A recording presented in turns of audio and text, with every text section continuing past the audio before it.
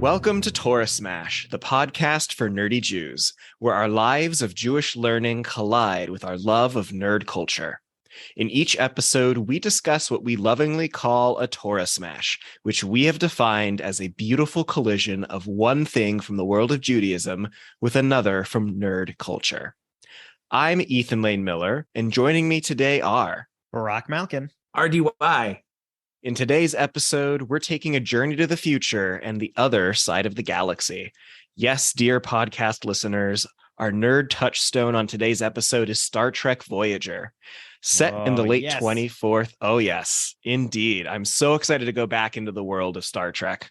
Set in the late 24th century, the series tells the story of the starship Voyager and her crew, who have been flung across the galaxy as they embark on a 70-year journey home to Earth. The series was groundbreaking. How long journey was it? From the start, it was estimated it would take them 70 years to get across the galaxy and home to Earth. Oh, I don't think I could. Okay, cool. Sorry, continue. Yes. Spoiler alert, they find some shortcuts. The series was groundbreaking as it starred Kate Mulgrew as Kathryn Janeway, the first Star Trek series to feature a female captain in the lead role. Now, I'm sure we could have made this discussion a comparison between Voyager and perhaps the Israelites wandering the desert for 40 years, but I've picked out a specific episode for us to focus on today, an episode that's regarded as one of the most controversial of the series. Season 2, Episode 24, Tuvix. In this episode, a transporter malfunction merges two of the main characters, Tuvok and Neelix, together into a new being who names himself Tuvix. Over the course of the episode, Tuvix makes friends with the crew and builds relationships, all while the crew mourns the deaths of Tuvok and Neelix. After weeks, a startling discovery is made, and the crew learns that they can separate Tuvix back into Tuvok and Neelix. This brings joy to everyone on the crew, except for Tuvix. He sees it as a life and death decision, and he doesn't want to die. He refuses to sacrifice himself to bring back the other two crew members. What follows is a surprisingly deep exploration of values and ethics. Ultimately, Captain Janeway forces Tuvix to undergo the procedure. This takes place over the objections of the ship's doctor, who cites the Hippocratic Oath. Mentioning this episode brings up strong feelings in fans of Voyager. Many believe that Janeway committed murder, while others compliment her tough decision-making in saving the lives of two crew members. According to Memory Alpha, the Star Trek Wiki, quote, "This episode was by far the most debated installment from Voyager's first 5 seasons, especially on the internet, over Janeway's decision to separate Tuvix back into Tuvok and Neelix." So, my dear co-hosts, what Jewish angle am I looking to explore? I'm still just so I didn't watch this episode. I've never seen an episode of Star Trek Voyager that I'm aware of. Have you seen an episode of Star Trek? Probably. Somewhere. They showed up in a Coca-Cola commercial, maybe? You got the basics. Okay. They're taking a trek in the stars. Yeah.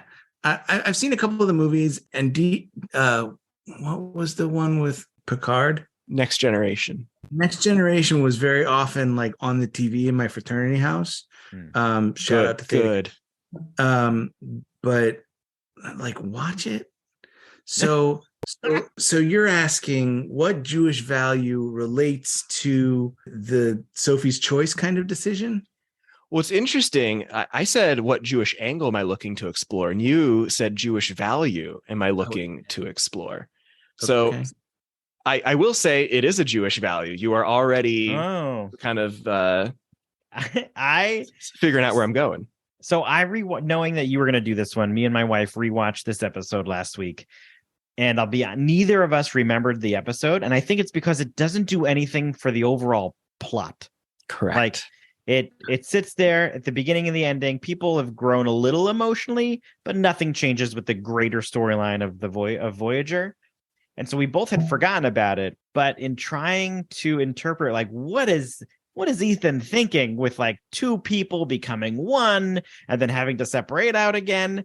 And the only thing I could come up with, which cannot be right, is thinking about like a community synagogue's decision to merge the position of like rabbi and educator or cantor and educator, and then they leave again, and you've got to think, do we need to do this again as a rabbi educator position, or can we separate it out and have both a rabbi and an educator? Again, people, well, that's going to be upsetting because our community had it this way already. This is the way we've done it. We can't change it again. It's not. I don't think we're talking synagogue structure. Yes, this is what we're dealing with right now. That's really nerdy, bro. Yeah, no, there's no. And other than that, I like this. Well, hold on. Yeah. There is a niche crowd who's probably like, yeah, no, talk about it. Yeah, talk about the HR process behind a synagogue, please. But we're also, but Ethan did say it was a value. He did, right? So I already know that I'm wrong. But this whole, keep one person versus two people decision, I don't know of a RDY has got a raised eyebrow, and I think he knows based on what I just said. You have a guess now? I'm thinking about the issue of how every human is worth the entire world. Mm-hmm. How saving a life, Pikuach Nefesh, saving a life is. You got it. Okay. Oh, wow. See, no Star Trek. Please, RDY, continue. Pikuach Nefesh. Pikuach Nefesh means saving a life. And we are commanded to break all of the rules that there are in the Torah to save a life. We're commanded to do everything that we can in our power to protect others. And that even includes sometimes taking a life in order to save a life. So there's a concept of a rodef, which means pursuer.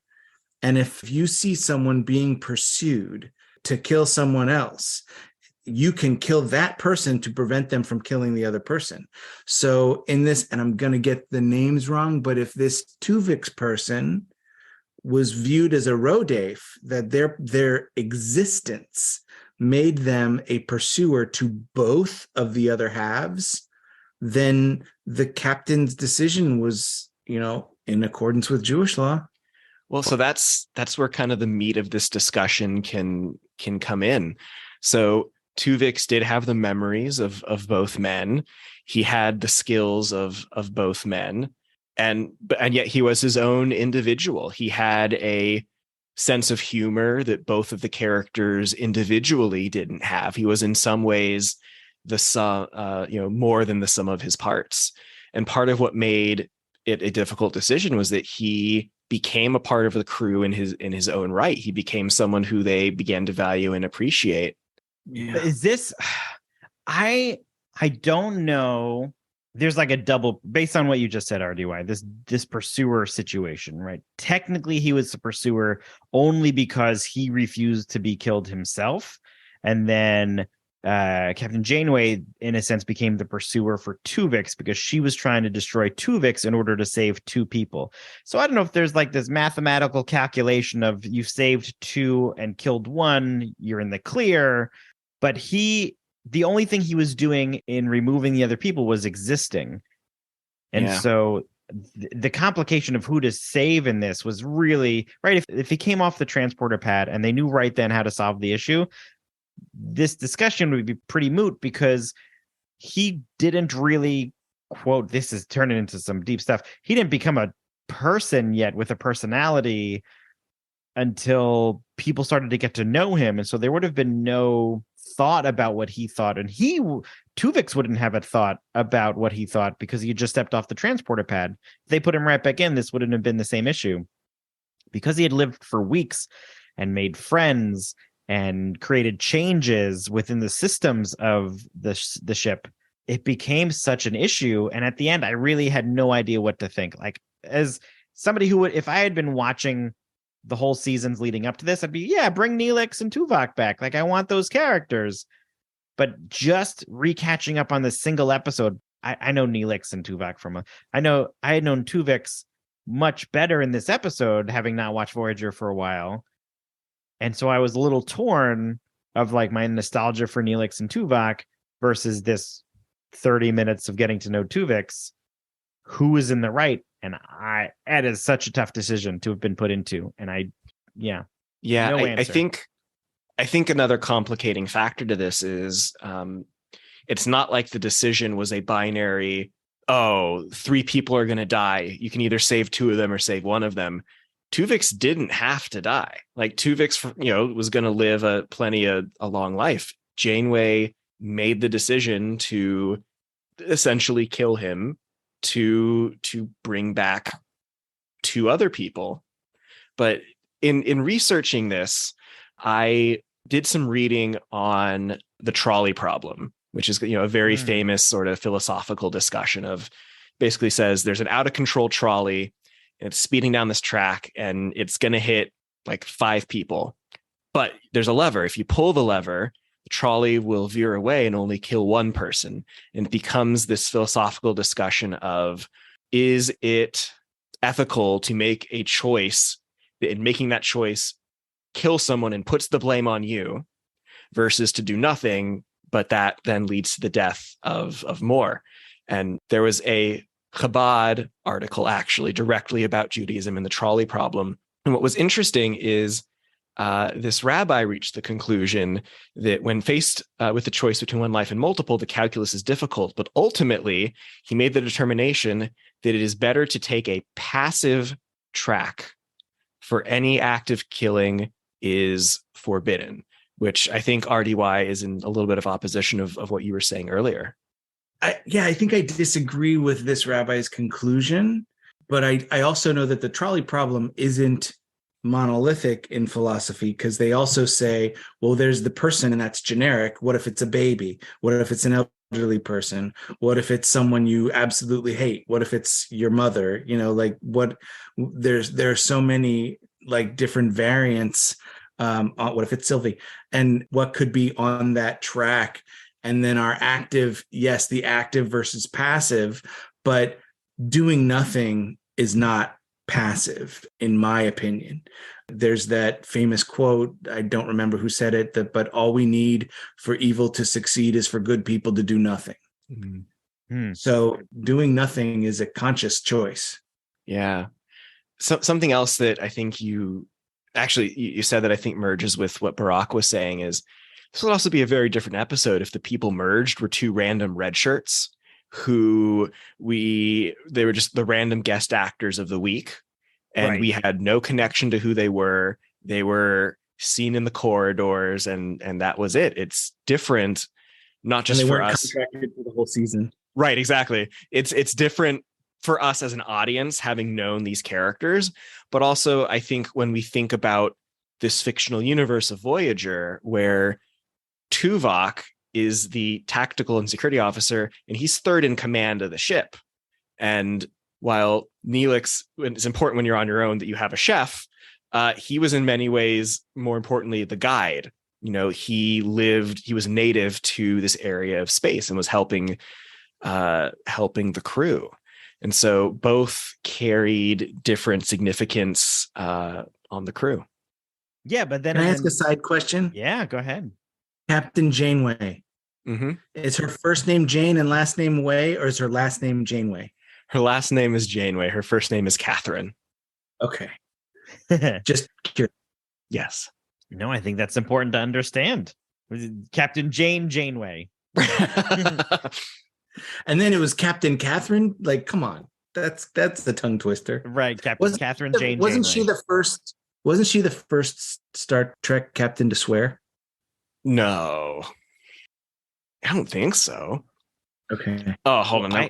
I'll Google this in a little bit. This is great. I can't imagine. I have to believe nerds. I have to believe Sisko swore. As a father figure, you think that he, as the first African American single father figure, that he swore? Maybe. Was Captain Janeway the first African American woman to be a starship? No. Captain Sisko was a African American male. That was from Deep Space Nine. Yeah. But Janeway was the first female African-American starship captain. She's white woman. Okay, then I do not believe she's the first one to swear. I'm not going by Star Trek lore. Okay. I'm going by like seeing things on the news and you start with Shatner, then you go, which he couldn't, based on the timeline of when his showed. There's no way that he would have gotten a swear word out. Yeah. Well, maybe he slept around like they got that on screen. Yeah, but you have Shatner, and then you have British guy with French name, then you have Avery Brooks, and then you have Kate Mulgrew. So, which also, this all is in the, for, Picard and Cisco and Janeway, late 80s into the 90s, brings me a great joy to say, I love that Doctor Who fans freaked out about a woman doctor, now a black doctor. It's like, yeah, Star Trek did this like 3 decades ago. Calm down. I wonder if Picard swore in a movie, or if Captain Kirk swore in a movie. All right, we're gonna do a quick Google. Super important to this conversation. Yeah. I think the woman who swore as a starship captain is much more recent than that. I want to say like 20 teens. The new one. Oh, what's the Discovery? Star Trek Discovery. Yeah. I think it was her. Well, we do have Star Trek. Damn it, Jim! I'm a blank, not a blank. That's not a swear word. Oh, I know what you're thinking about. Star Trek Discovery in 2017 was the first Star Trek series to drop the F-bomb. There you go. Oh, that's what it is. That's what it was. And my favorite F word, flexibility. Yes. Very, very family friendly on this show.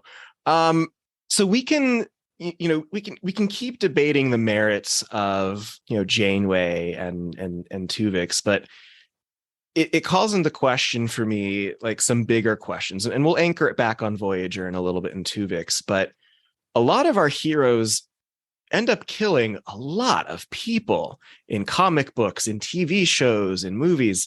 As I was thinking of like what is the most comical, and I don't mean like a comic book, I mean like the comical astronomical number of people a hero has killed. How many people do you think served on the Death Star? Like Luke has to have single-handedly like killed tens of, if not hundreds of thousands of people. True. Right? Yeah. Well, I would say at least 20 non-clones were on that ship. Right. All of the people in charge. I would say there's at least 20 directors and managers. No clones left really serving in the Empire at this point. They're conscripts at this point. Also, if you kill 100 clones, does it count as killing 100 people or one? Ooh, RDY, I need you to answer that one for me. I don't know. RDY's eyes are bugging out of his head right now. Yeah, so like at what point, do we have to step back and recognize that our heroes have a lot of blood on their hands? I think we would justify it and say that, well, if Luke didn't destroy the Death Star, they were going to destroy Yavin 4 and then like, any other planet that was going to rebel against them. But the bottom line is like Luke killed hundreds of thousands of people at that moment. Well, then should Star Wars have created the Yavin Accords and followed MCU's tracks with the Sokovia Accords? Do you think that would have definitely changed the trajectory of the Star Wars universe, bringing in Barack, you joke, but part of the emerging story of Star Wars is that after Return of the Jedi and the New Republic is formed, Mon Mothma reduces the military budget of the New Republic by like 90%. And they barely have much of a Starfleet left, which is why Leia and the Resistance start covertly battling the First Order, because they have there was a response made against all the death of the Galactic Civil War. Oh, interesting. Yeah. All right. Look at me. I'm super smart about it. Yeah. So there's this idea in Judaism, B'Tselem Elohim, saying that you are made in the image of God. Is Tuvix B'Tselem Elohim, made in the image of God? He was made in an image of a plant, if we're going to get technical, that because that plant was on the transporter with them, that's what made him that. But I don't know. I started somewhere, but I don't think I have a right. Yeah, go ahead. Is there, in the universe of Star Trek, is there God? In our universe, is there a God? The idea is that Star Trek is our universe just a few hundred years in the future. Okay. But are they still believers, or have they like... There are some. Generally, it is thought that this society is, at least in the Society of the Federation, where the humans are, is that it's very science driven. There's not necessarily organized religion, but people may hold their personal beliefs. I would no. There's definitely cultures within Star Trek. Yes, it's as right. There are gods and greater beings for those cultures that they follow and that they believe that we pass on and are taken care of, or exist and are taken care of by those greater beings. And that is in fact a major focus of Deep Space Nine. But as far as humanity is concerned in this universe, it tends to be a very secular, science-oriented group. There are, of course, other cultures within Star Trek and within even the Federation that are actively religious. But as far as humanity is concerned, religion has taken a step back. Sure. So if we're going to say that there is a God concept in that universe, and humanity is created in God's image, that's Genesis 1, verse 27, if you're counting, the question becomes, how was Tuvix made? Or does Tuvix have a soul? The soul concept is really what I think is at question. And can something have a soul that was created rather than born? Is a soul even a real thing? There's so much philosophy here, Horatio. That's why, like, one of the things I appreciate about this episode is, at its face value, this is a ridiculous concept, but it is. But when you take this episode for what it's presented as, that they intentionally took a non-comedic angle and like really presented this terrible choice to Captain Janeway, they take it very seriously. And Star Trek fans took it very seriously. Like, there are some who are like, Janeway is a murderer, like, period, the end, full stop, there you are. I mean, isn't every soldier a murderer? If you've kind of said this already with Luke. Well, I guess, how do you define murderer? Like, maybe every soldier has killed, but is every soldier murdered? Yeah, that's a really good point. I appreciate you actuallying me, because that's a point that I often make when teaching the spoken 10 commandments, because it says do not murder. It does not say do not kill. Mm-hmm. And there is an important distinction, and the distinction is intent. And, killing someone to save a life or two is not murder. That's protection. Killing because she's mad that her two friends are gone, that's murder. So the question you had, Ethan, about if he's made in the image of God, I want to also give background to RDY and to Susan, who's listening, to say pre-transporter incident, Tuvok was Vulcan. He was pure logic, no humor, all type A personality, if you will. That was the third in command one? Yes. The tactical security officer. Neelix was your typical saloon bartender chef, and he was there to emote and share feelings. I guess not your typical, because he was overly shared, and he was super emotional, super overly friendly. He is the person who can get along with everybody sort of guy. Was he comic relief? In some cases. Yeah, in some cases, I would say that. Very happy-go-lucky. And so very two different sides of this coin, right? And when they combined, there was a comment made in the episode where they joked, they say the sum of the parts is not equal to the whole, but I think Tuvix proved them wrong in this case, because throughout the episode, the combination of the logical and the hunch from the logical from Tuvok and the hunch from Neelix served them so much better as a starship. I think that's why this became so difficult. Not only was the food a little better tasting and the security upgrades taking a lot faster because they were using both sides of this personality, but at the end, the ship was better for having the combined person of Tuvix, as opposed to they wouldn't have changed Neelix would not have changed the menu, and Tuvok would have taken 3 weeks to solve the security issue they had. And so the starship was a little better off by having this combined person who could serve both sides of this personality. in this episode. However, so I'm starting to understand the episode a little better from the discussion that the two of you are having, and I hope that I'm understanding it correctly. Yeah. But this is one person doing two jobs, which is not sustainable. That's true too. So part of the episode is they eventually lean into the, Tuvix does more of the tactical security side as opposed to like the chef saloon Neelix side. And Barack, I think operationally you are correct. Operationally, there are parts of Voyager as a system, like on a meta level that functioned well, but on an interpersonal level, it caused challenges. Yeah, especially with Kes. Kes was somebody for Susan and for RDY. In this episode for Susan and RDY, Kes was the growing love interest for Neelix at this point in the series. Mm-hmm. And so she was very much struggling with the idea of letting go of Neelix at this point, as a friend, as a interest for her, as well as the support she received from Tuvok. Because yes, he was logical. He also had a heavily, I don't know what you want to call it aside from spiritual, but heavily. He was very. Yes, he was very nurturing towards Kes in a way that. Not that Neelix wasn't, but in a way that Neelix couldn't be.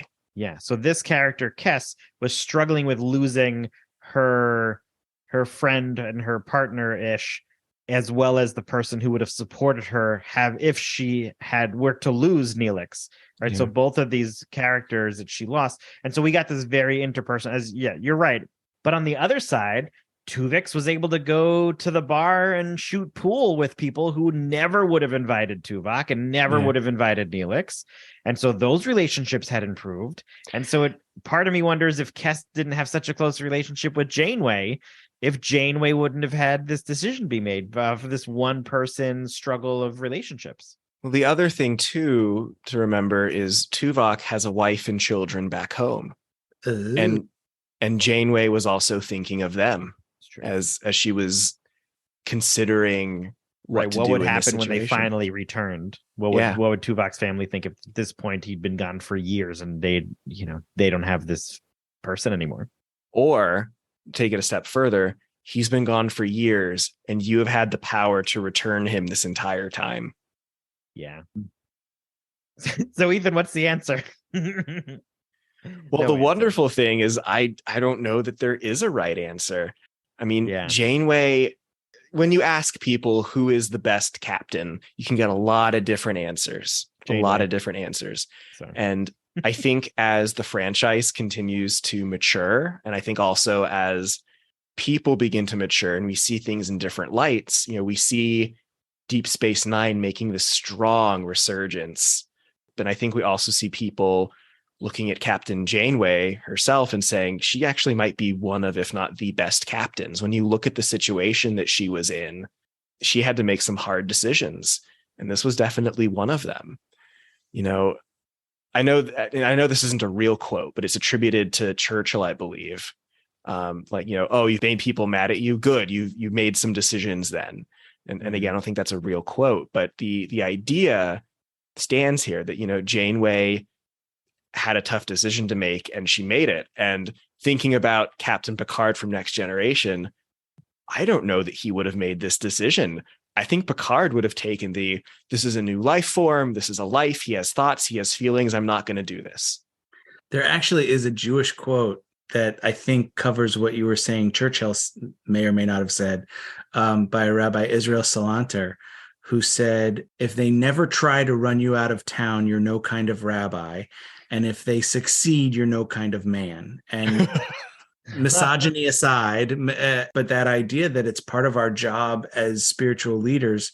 And I do think that personally, my philosophy has advanced, I hope, a little from Rabbi Salanter, but the idea being you do need to ruffle feathers as a leader. Like when you, not for the sake of ruffling feathers, but people struggle with change. And it's not easy to have something different and like it. And so you had mentioned that they had to mourn both Tuvok and Neelix. Mm-hmm. Very good. Very good. And that means they dealt with that.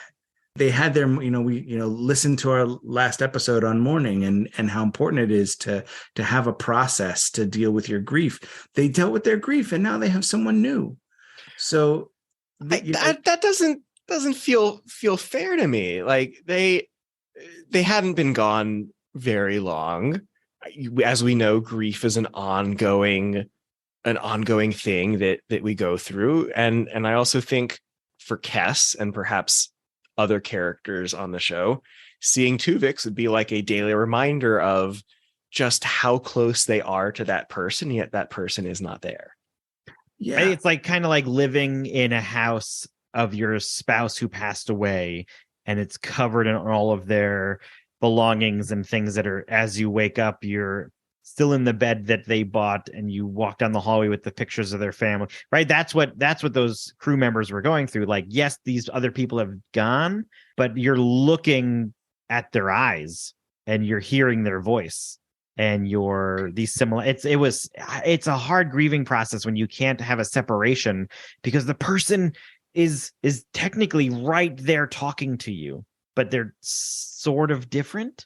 It's definitely a situation that cannot happen in real life, so it's hard to. Yeah. It's hard to. So perhaps, I mean, I would say 100 years ago, who would have thought that Elon Ramon would have to ask, how do you celebrate Shabbat in space when you're orbiting the Earth? Mm-hmm. And so, sure, this exact situation will probably not happen. And also, I don't know what is science going to bring us in 50 years that suddenly we have to start talking about. And Ethan's episode are less about hypotheticals and more, let's prepare for the future, because cloning is going to be here any second. Oh, I also know there's a certain question I'm not asking because I'm saving it for a whole nother episode as a premise. No. So don't worry. I've got more. You know what it reminds me of? It reminds me of The Prestige with Hugh Jackman, where it turned out that he wasn't actually transporting himself. He was just cloning himself and immediately killing that original person. And so we're not at that point, but that could be a very similar conversation of the person that is created as a new person, but you've killed the other person immediately, who was also sort of a copy and only around for a little bit, because maybe since just the last show. So this idea of, right, in that movie, he essentially said, you didn't sacrifice anything because you're not the one who killed. You were created. The last person killed themselves, essentially.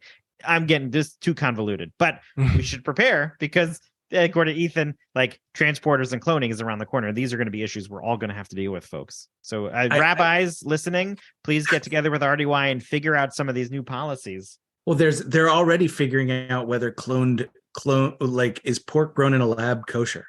That's my God, what a question. Man. I bet you that Jewish rabbis are going. I don't know why I had to emphasize Jewish. Forget the non-Jewish rabbis. They will be based on the history of Jewish law. They're going to say better to be cautious and say it's not kosher, because if somebody perceives and thinks that is a cloned piece of pork and accidentally eats a real piece of pork, we should just say that the cloned piece of pork therefore is not kosher. That is exactly where that's used so. Wait, what is it again? Marit ayin. It's how it appears to the eye. Yeah, I think there's so many other Jewish laws that are based on that piece alone that I don't think they're going to say it's not kosher.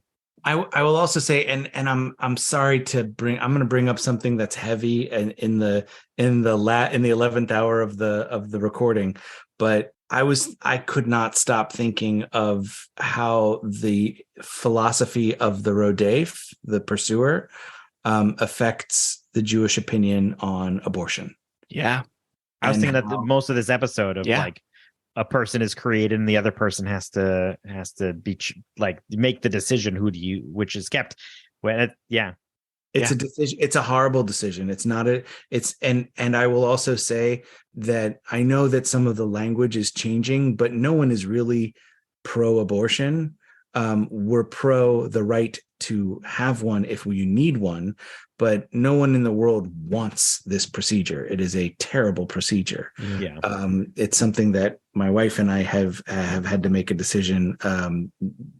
You can Google our story on NPR's StoryCorps, but this is not, the idea of a rodef really pulls heavy on the philosophy of the abortion issue for Jews. Yeah. Janeway does not take this decision lightly. I would even say she agonizes over it, but once she makes the decision, she sticks to it. And when the doctor says, because of my Hippocratic oath, I can't do this, she just takes the thing out of his hands and does it herself. Yeah, she fully commits. There was nobody who's going to change her mind when she made that choice. Nobody. Yeah. So as we begin to draw to a close, it is not uncommon in Star Trek when a character is dealing with a moral dilemma to have them escape to the holodeck and recreate some sort of historical figure and talk to them. So RDY and Barack, let's say suddenly you are the holographic representation of yourself.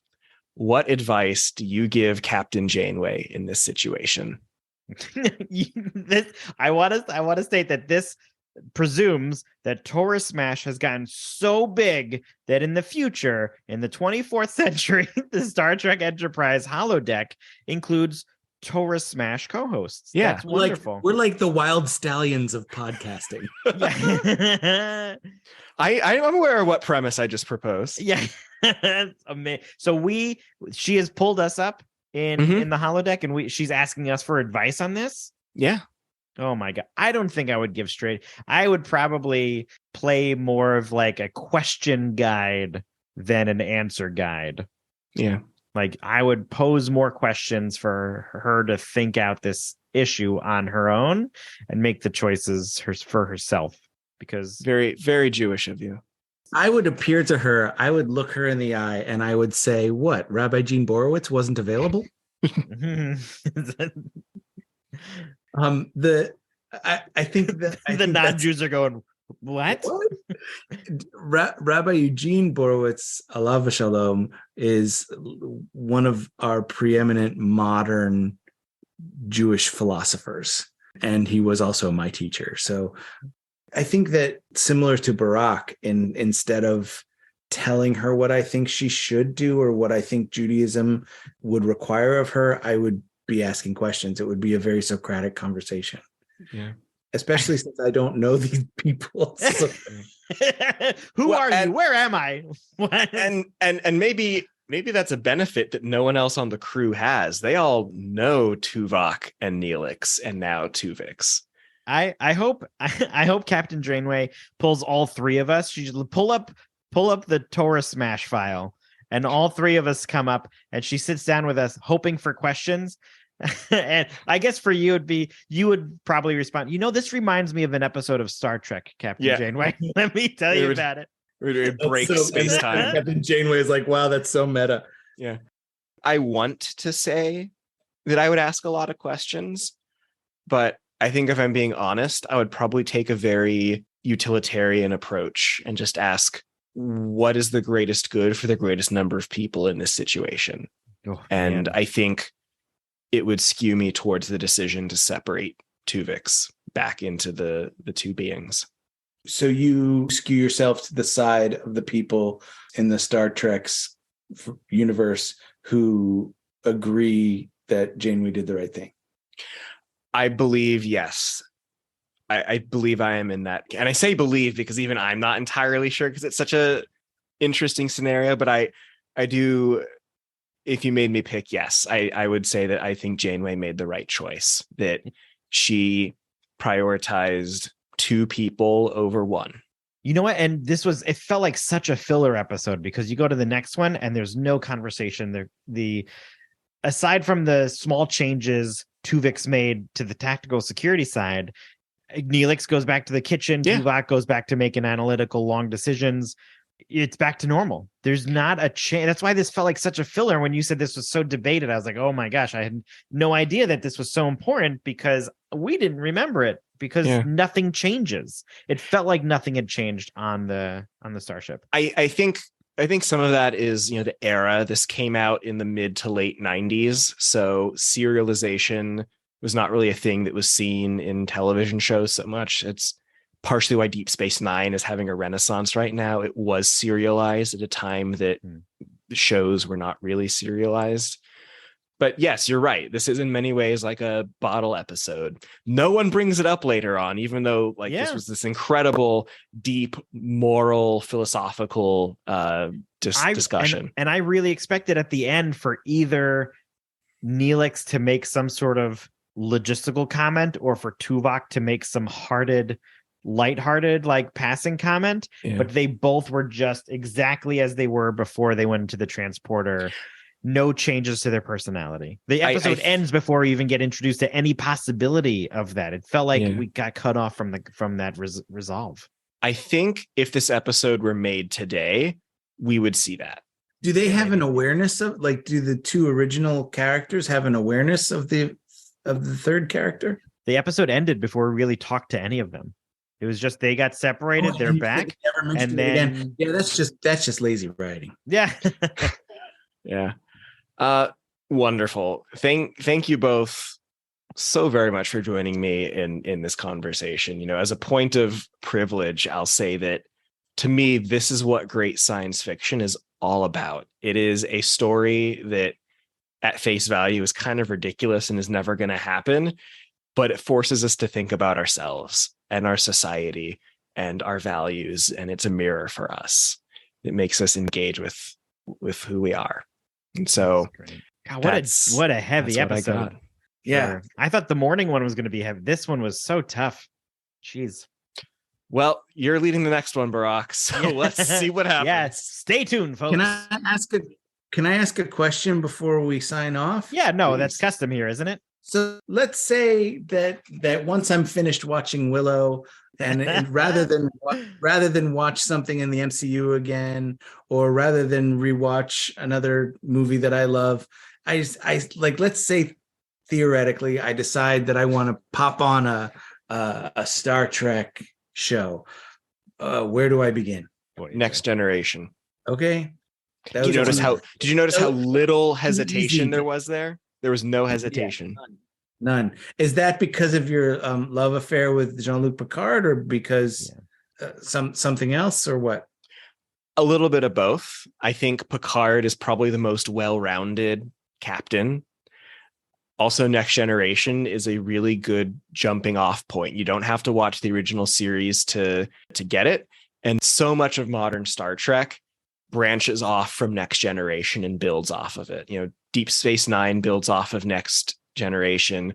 Voyager builds off of Next Generation and Deep Space Nine. It's also, this hopefully will not surprise many of our viewers, the first season is terrible, absolutely terrible. The second season is not much better, but they begin to have these glimpses of figuring out what they're doing. And then in the third season, the uniforms change and the rest is history. So should I start in season 3? No, I will give you a list of what to watch of the first 2 seasons, and then you can watch season 3.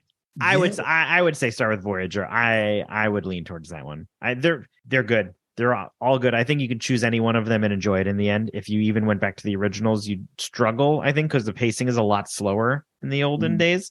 But the Next Generation, Voyager, Deep Space Nine, any one of those 3, I would say you would enjoy the stories. Okay, another point of personal nerdy privilege. Yeah. That might even happen by the time this episode comes out.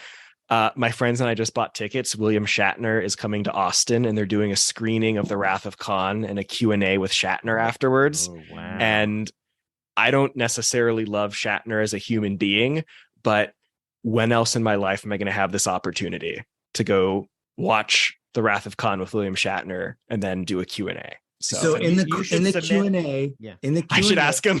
You need to say, "Hi, my name's Ethan Lane Miller, and I co-host a nerdy podcast called Torah Smash, and we would love to have you on." And we sent you a message through Instagram. You haven't responded yet. I'll let him know. Yeah, you should submit like a media pass and say, "Hey, I'm a media personality. I'd love to go backstage and get a chance to talk with William Shatner." I'll try that. Are we a media presence? Can we do that? Can I get backstage passes to fish now? Let us know what you think in the comments, folks. Are we media presences? RDY asking our dozens of listeners. Let us know, our dozens of listeners. Yes. Excellent. All right. Well, I think that'll do it for this episode of Torah Smash. Our fiscal sponsor is Jewish Creativity International. Our theme music was created by Sean Fogel. You can check out Sean's bands and studio work at www.thesleepywest.com. This episode is supported in part by URJ 6 Point SciTech Academy. URJ 6 Point SciTech Academy is the only Jewish overnight STEM camp in the multiverse. At SciTech, their campers and staff dive deeply into their shared passions for science and technology in a warm and inclusive environment. If you love Torah Smash, you'll love 6 Point SciTech, where scientific inquiry meets fun. To learn more about joining URJ 6 Point SciTech Academy as a camper or staff member, go to 6pointscitech.org. We want to hear from you and continue today's nerdy discussion. Go to torahsmash.com to find where to connect with us online, purchase swag from our store, support us with a donation, find previous episodes, and more. And these are the explorations of the Torah Smash Enterprise. Its mission, to explore strange Jew worlds, to seek out Jew life and Jewish connections, to boldly go where no nerdy Jewish podcast has gone before.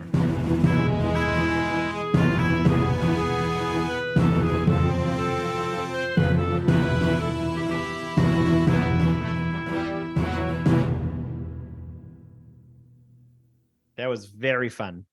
That was great. That was a lot of fun. I'm tired.